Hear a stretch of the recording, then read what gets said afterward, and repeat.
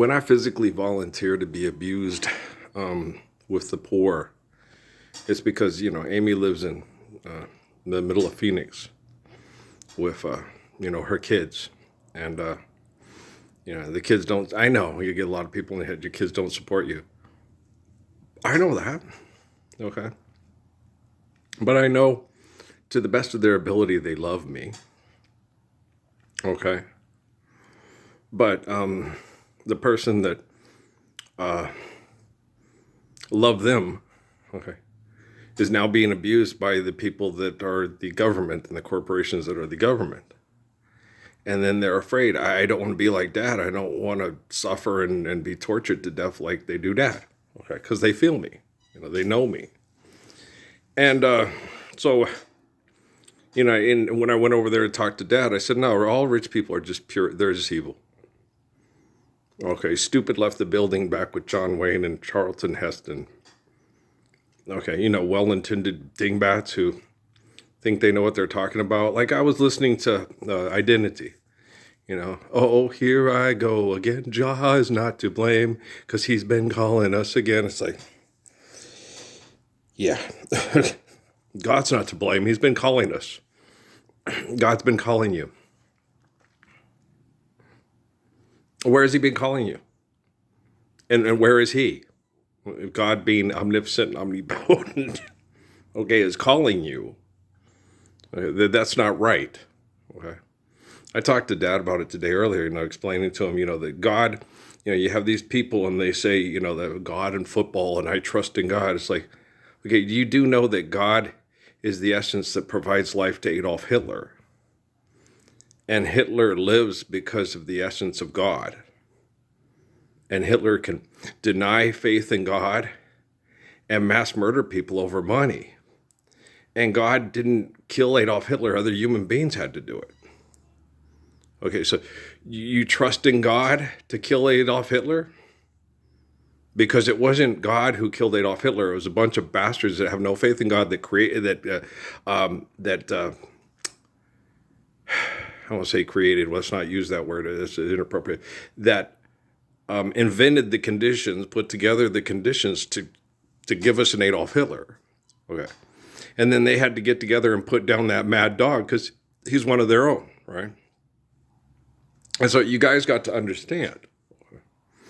You don't put your trust in God, okay, like God in man and modern love and ground control to Major Tom.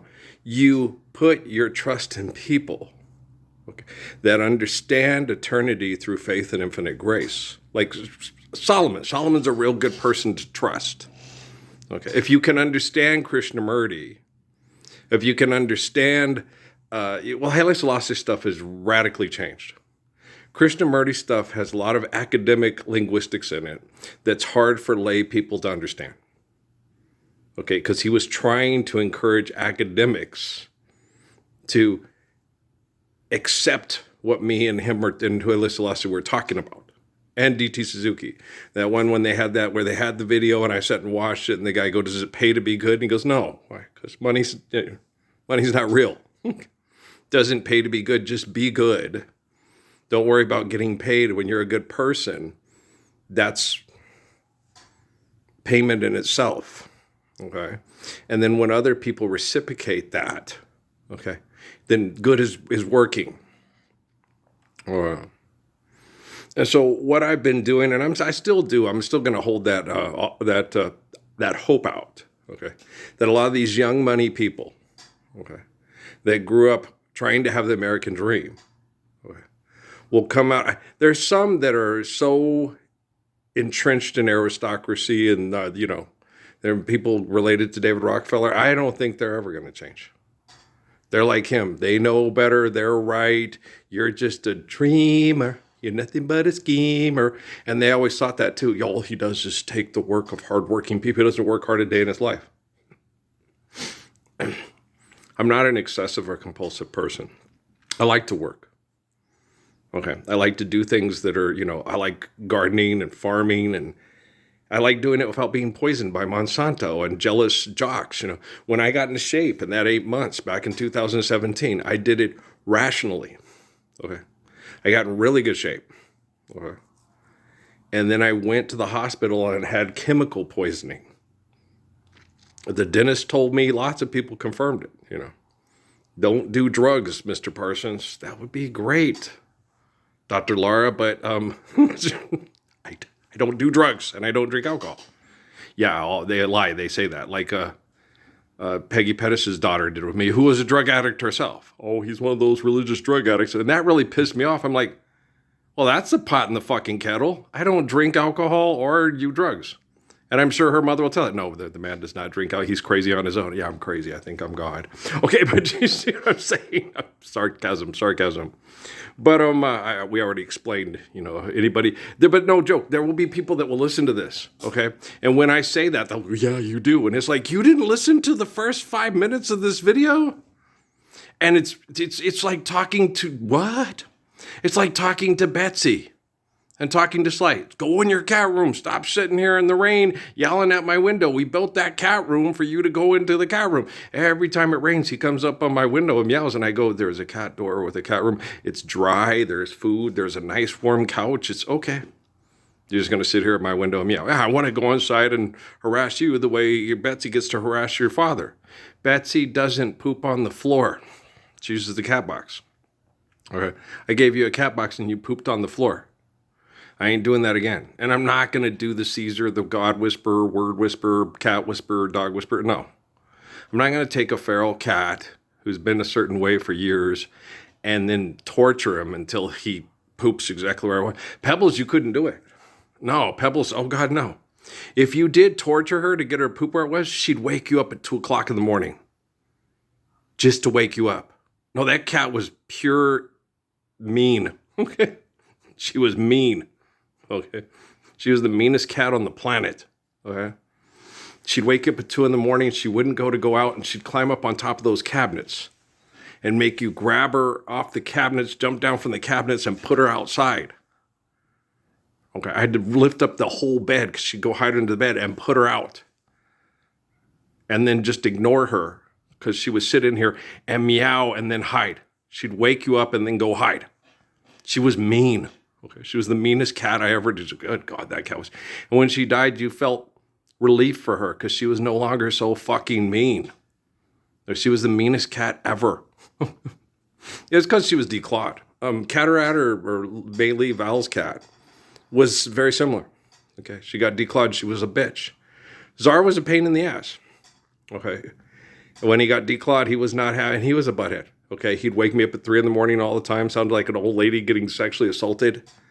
And that was when the neighbors, when I went out there in my G-string like panties and to go get him in the middle of the night and didn't know that the biker wife was on her patio looking down into our backyard with all her biker wife friends. And they're all, hey, honey, come over and give us a show. And then the next day we go walking down to play basketball. And she starts flirting with me.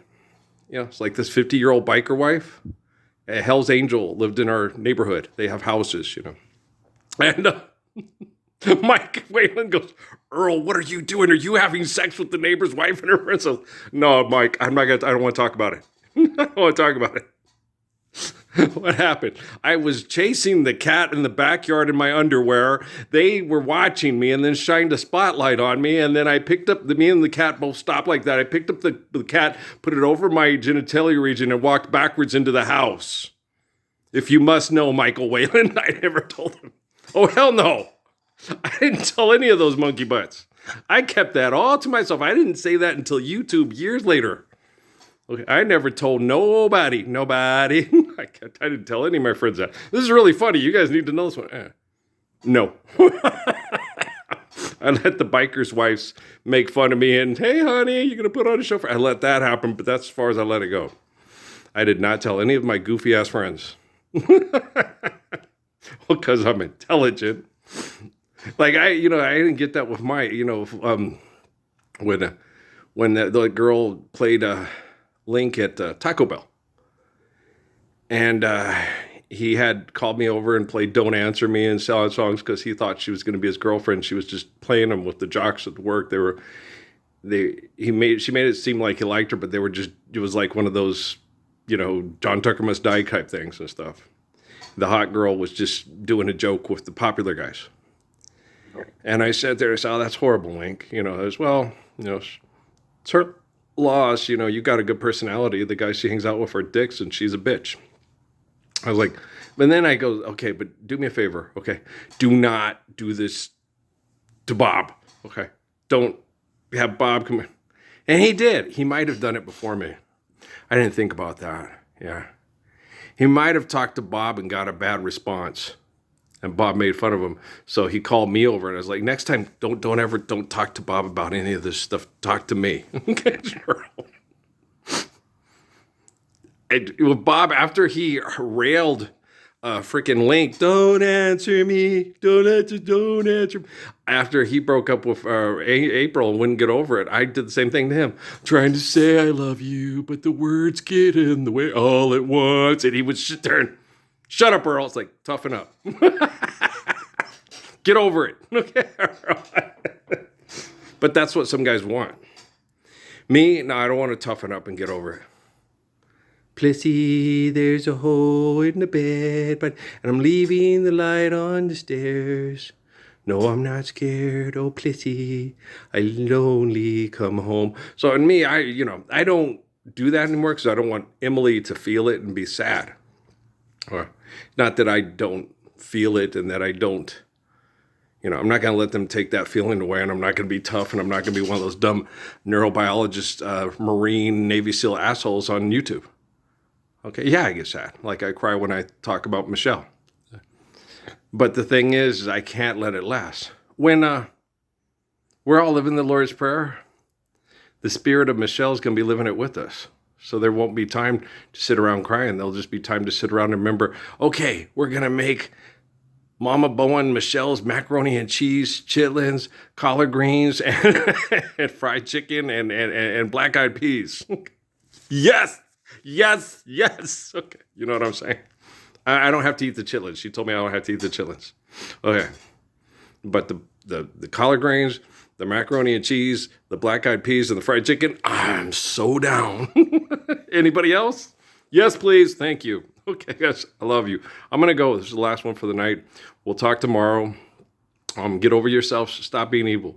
All you people that are stuck in evil, that could be stupid, like professional athletes and professional celebrities and stuff like that, you've got to understand they're going to hold you accountable to the same thing as traditional wealth and cold-hearted liars that try to get people to trust them. So you got to understand who you're dealing with. All right, love you.